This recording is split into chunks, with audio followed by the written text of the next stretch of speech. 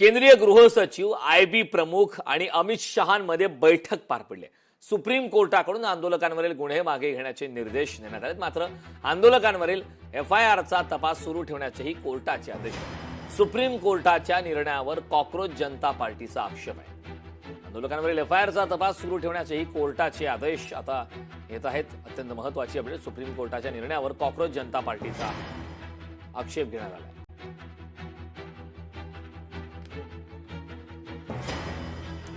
FIR वरील कारवाईसाठी तपासासाठी परवानगी देणं गंभीर असल्याचं सौरव दास यांनी म्हटलंय। कोर्टाचा निर्देश सरकारनं दिलेल्या आश्वासनांच्या विरोधात असल्याचं दास यांनी म्हटलंय।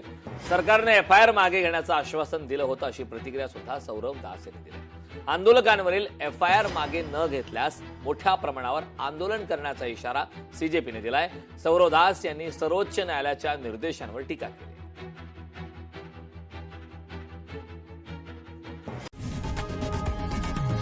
लोकशाही मराठी ऐका, पहा, जागरूक रहा।